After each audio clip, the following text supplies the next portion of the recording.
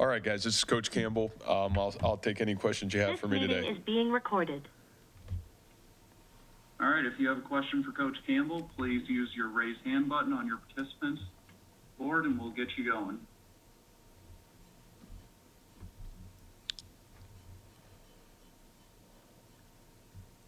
And our first question will come from Travis Hines of the Ames Tribune. Travis, unmute yourself and go ahead.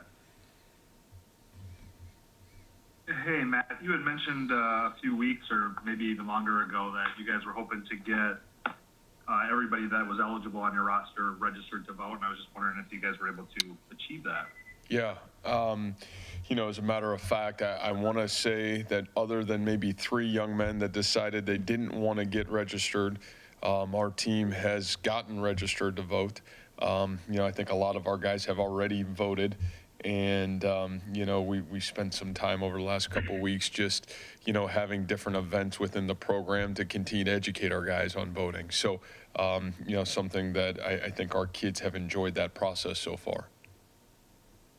It's over 100 players, and I would imagine, maybe a dozen plus states. What kind of undertaking was that for you guys as a staff and for the players to get that all accomplished?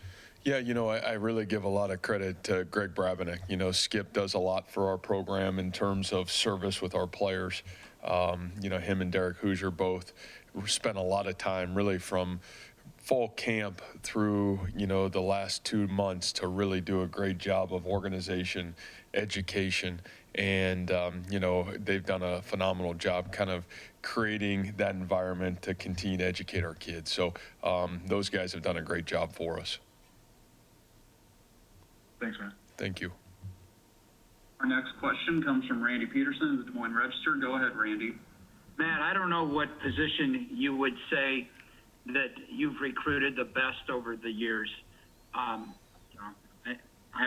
ends obviously is one of them, but you've done a pretty darn good job at running back also. What do you look for in a running back, and how do you know that a running back, when you're recruiting him in high school, is going to be a top-notch running back and able to play at this level?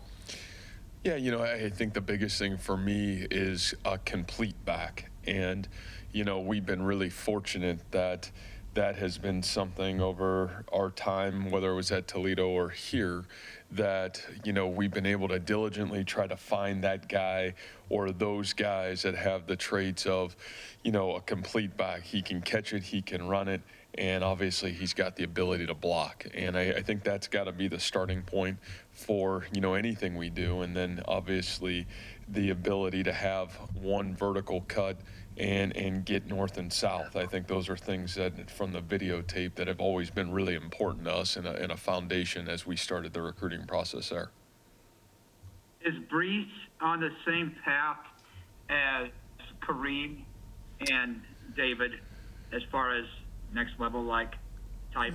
I certainly think he's shown some very similar traits as what those two have shown during their career. I think the biggest trait that those two had in David and Kareem that Brees has really shown is not only a talent, but really his preparation in detail. And I think maybe that's the greatest growth that Brees has made from a freshman to a sophomore, is how he's prepared, how he takes care of his body, how he goes to practice, and really becoming to see what his full potential can look like. And Kareem and David are 2 guys that I have had the opportunity to coach that have reached their full potential collegiately.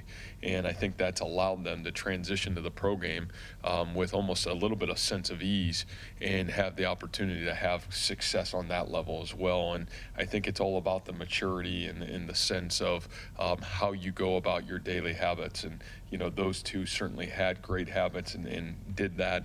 And I think Brees is trending towards that. Thank you, Matt. Thank you.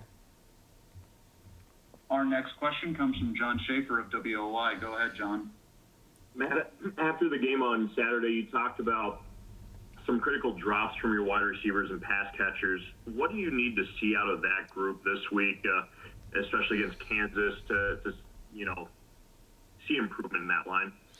Yeah, I think, John, when you go back to that game last week is, there are some inches that were left out there and in all phases of the game. And I just think holistically, as you look at us continuing to move forward, it's those inches that we have to continue to pound away at. And, that's every single practice, every single game, it's pounding away at those things. I think we have, in being relative and relativity over the last couple games, I thought we have caught the ball well. In the moments a couple times on Saturday, critical moments, we didn't catch the ball well, or we didn't make that play. And the only way to do it is to do it and continue to pound away at it in practice and continue to put yourself in those positions when you get the opportunity to give yourself the confidence to make it when it happens again. So I think fortunate for us is we've got a lot of really competitive kids. We've got a lot of kids that understand where we're at in the season and also understand the value of getting better every day. And I look forward to kind of getting back to practice today and really attacking some of those areas. And bouncing back to Travis's questions along the voting lines, I mean, how has this year presented opportunity to develop these men as young men first? And we see the football side of things so often, but you always talk about developing young men. How has this year in particular really allowed you to even get that into even more practice?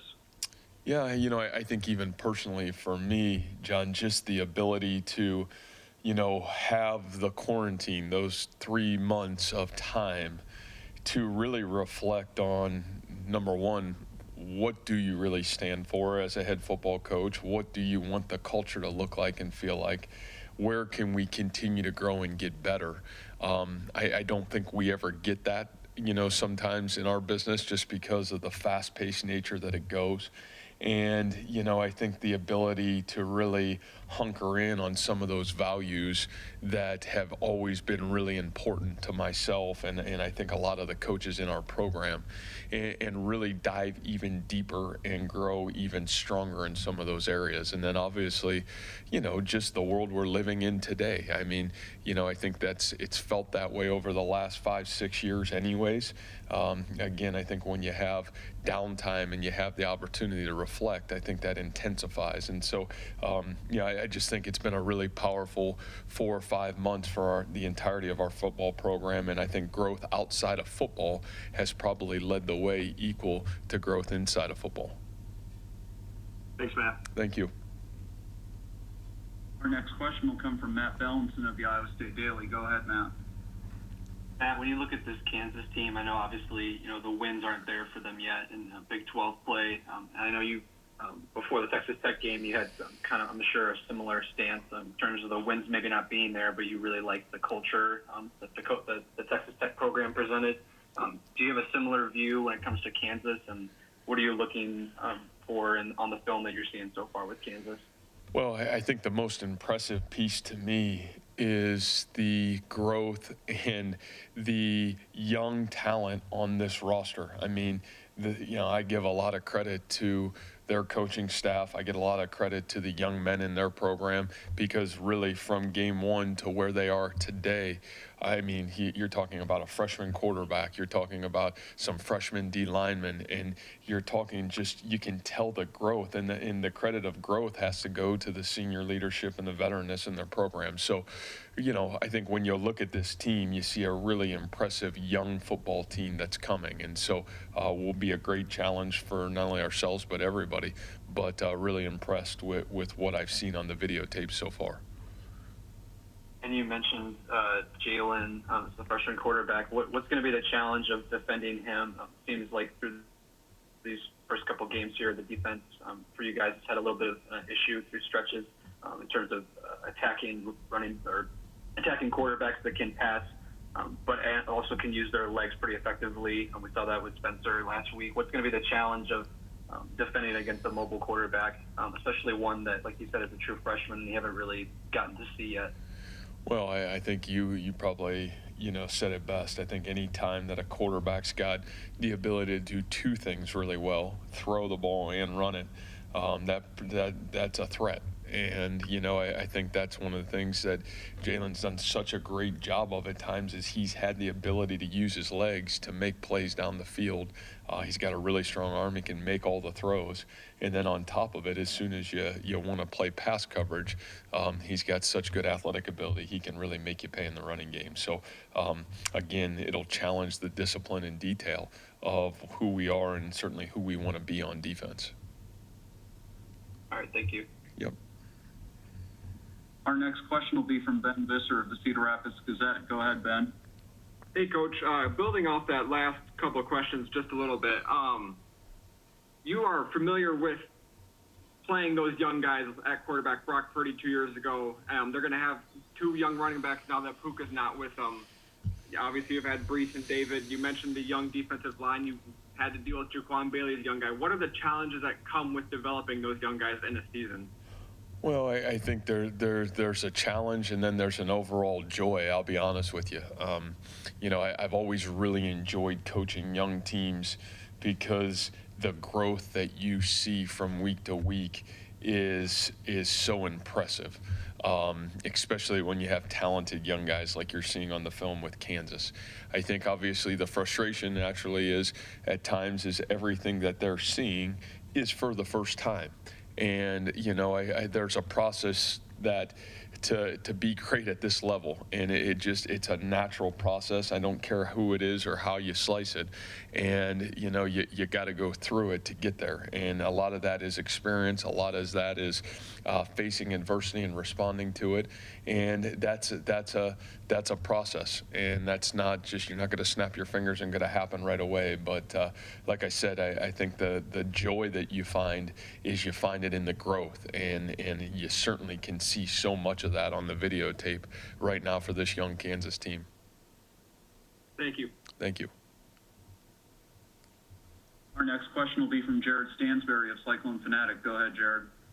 Hey, Coach. Ben mentioned it a little bit there, but what's the biggest thing that you saw that was maybe, or you've seen on film that's the biggest difference between Kansas when they did have Puka Williams and then in this last game without him? Yeah, I'll be honest with you, they were moving Puka around a lot prior to. And so, from a tailback standpoint, really impressed with these two young guys. And I think, they were doing a really good job of getting all those guys on the field at the same time. And so, I don't know from the running game standpoint if it has a great impact in terms of how they do what they do.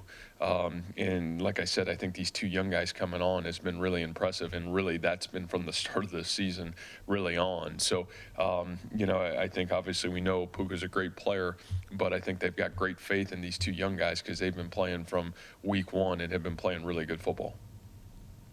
Then for your team on the other side of the ball, what has Jake Hummel done so far this season that's impressed you? Yeah, I just think, when you say Jake's name, I just think of the ultimate professional. He is who he says he is. He's as consistent as anybody in our football program in terms of what you get day to day from Jake Hummel. You're talking about a guy that's played a ton of snaps for us on the defensive side of the football, a guy that also continues to start on our punt team, has played a lot of snaps on our kickoff coverage and kickoff return team just because he's so talented at those skill sets that he's kind of acquired over the last 4 years. So, he's kind of been our Mr. Consistency and the ultimate pro, and just really appreciate who he is because I think he's made a lot of people around him much better. Our next question will be from Zane Douglas of the Iowa State Daily. Go ahead, Zane. Hi, Matt. I wanted to talk about the offense a bit, specifically kind of third downs. Your team or your offense has had a little bit of trouble with third downs so far. Only one game have you been over 50% on conversion. Do you kind of know why that is, or how you can fix that, or is there anything to that at all? Yeah, I don't know if there's anything to that or not. We weren't great on Saturday. And I think a lot of that had to do, with putting ourselves in some tough situations, in terms of what we did on second down. A couple of those were penalty induced that created long yardage, and that's a tough team to put yourself in the third and long. So no, I don't think it's something that I think is glaring, but I think it's something that we know is critical in all phases. You got to get off the field on defense, and you got to convert third downs on offense to stay on the field. So I think that's something that we have generally been pretty good at, and an area for us that we'll have to continue to work to be good at. Thank you. Our next question will be from Eric Olson of the Associated Press. Go ahead, Eric. Yeah, Matt, I'm going to throw you a little curveball here, a little bit of outside the Big 12. You might have seen Indiana, Penn State, and I was just kind of curious. Indiana allowed Penn State to score to get the ball back real late, as you know, in regulation, and then, of course, they went on to get to overtime and win it.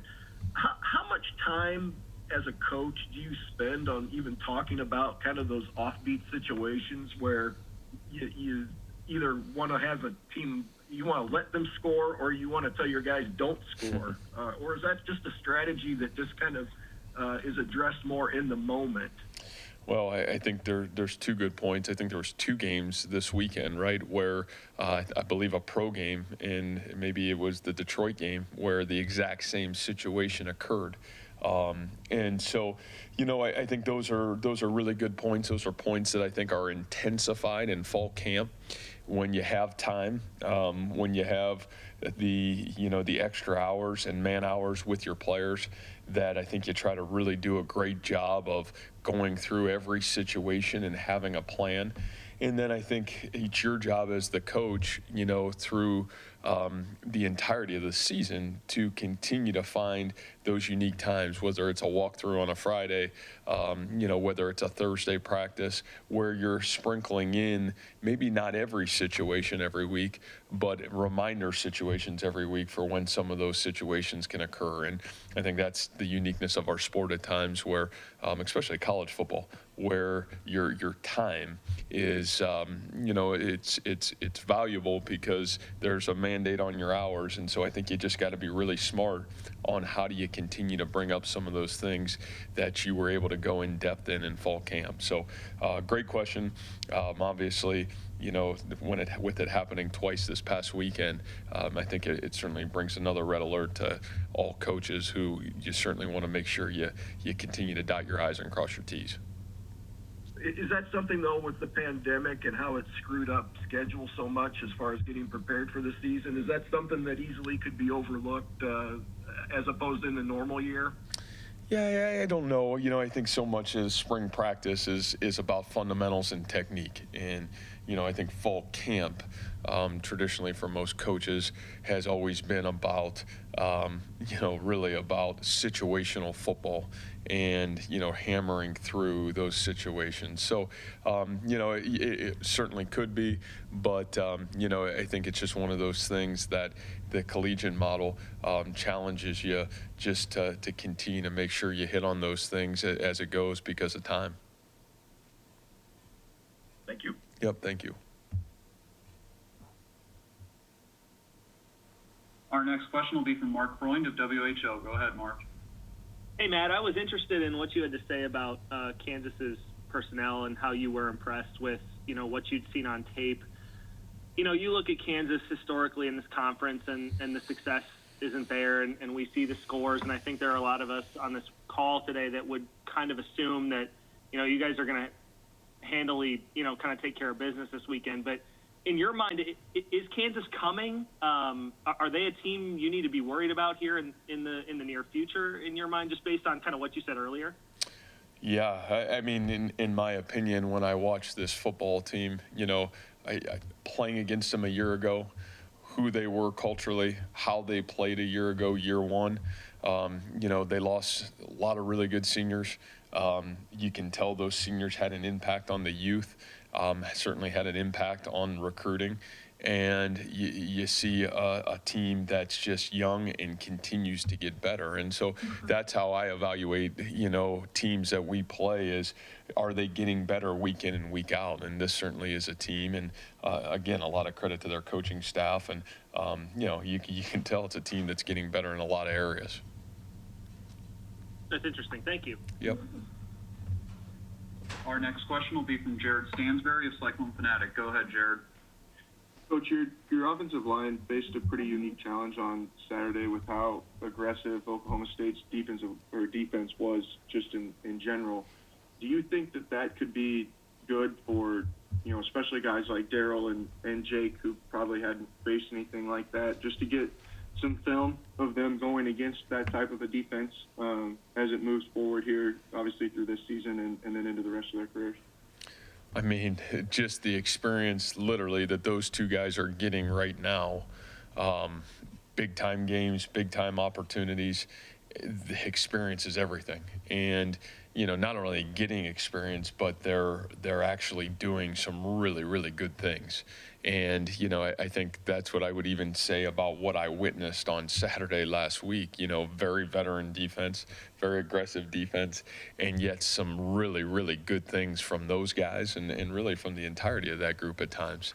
That was a battle in there. And I thought, it wasn't one-sided. It was a battle for 60 minutes. And those are things that I think are huge building blocks for those guys, because I think those are things you can take, you can understand, what did I do well, what didn't I do well, and then how do I continue to move myself forward. But, those two young guys being asked to get their number called as a redshirt freshman, stepping in like they've stepped in and played, I'm really proud of what those two have done, and I'm encouraged and excited to continue to see what their development looks like right now.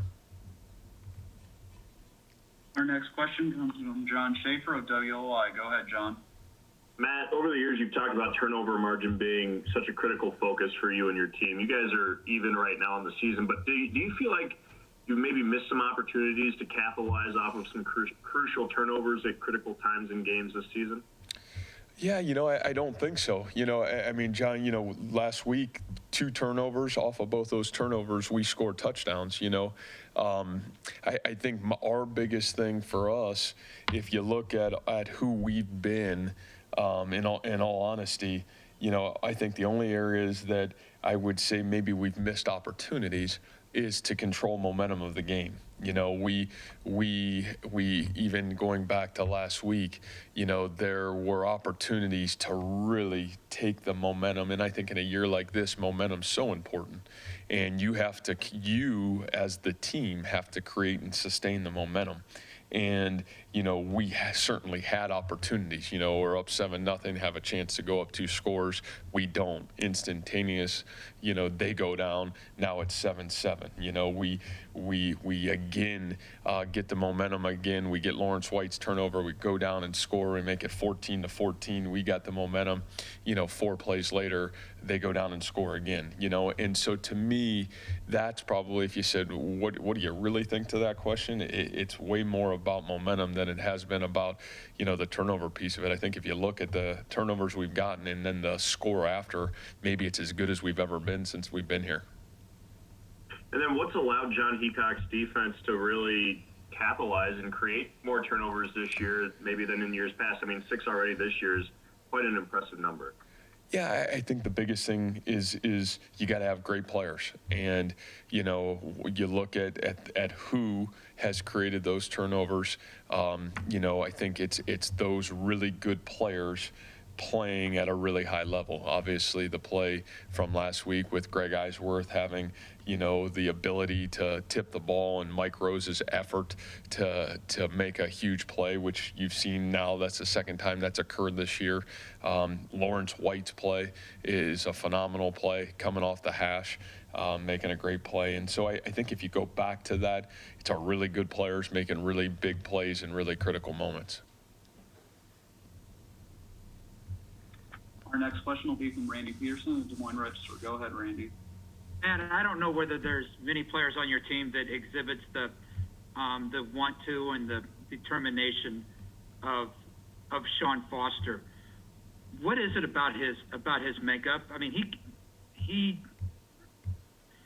you know, we talked about him earlier, I know, but he played a lot early and then he didn't play, and now he's been one of two guys who started every game on the offensive line. What's, you know, just talk about his determination and his never giving up back when it wasn't going as well as it's going now for him. Yeah, you know, I think that's, again, it's a really good point. You know, Sean is a really special human being. I mean, he's gritty and he's tough as a football player, but he's also a young person that has, I think he's really bought into what this culture is about. It's always been about the team before it's ever been about Sean, and I think that's one thing that I really, really do appreciate about Sean. You know, football's a funny game, and you're right, Randy. I think my favorite thing about seniors, and I maybe said this last night, is by the time you get to be a senior in college football, especially at this level, you got to be really special, because no matter what's occurred, it hasn't been easy, and there's been really, really good highs, and there's been really, really tough lows, and that's not just on the field. That's usually off the field as well. 18 to 22 years old, man, that's a powerful time in life. And you know, for Sean, he's gone through that off the field, but he's also had to go through that, you know, physically and mentally on the field, and that's taxing. And you know, for him to stay the course, continue to improve, just continue to pound away at his craft. It says a lot about who he is, what his character is. You know, you're talking about a young man that's graduating in the classroom, that's working on his master's degree. He'll have his master's degree by the end of the spring. Just a young man that really couldn't be prouder of what he stands for. And I think that determination has really allowed him to, you know, stay the course and really allowed him to be a very consistent factor for this football team this fall. Just one more follow-up about him. How much of that comes from his background with his father having played, and from you and your coaches? Yeah, you know, Sean, I think the one person that you can't discredit in his life either is Sean's mother. And, you know, Sean's mom is, I know, been a pillar for him and a great rock as well. And I do think Sean is surrounded by really good people. And Sean is somebody that has, I think, worked really hard. I think he's very passionate about his family. You know, obviously his brother, his mother, his dad, his grandfather, there's been a lot of really good people in his life. But, you know, Sean has also been a really good people to all of them as well. He's been a great son. He's been a great brother. And, yeah, just really proud of what he's about and what he stands for. All right, thank you. See you Saturday. Thank you. Our next question will come from Michael Swain of 247 Sports. Go ahead, Michael.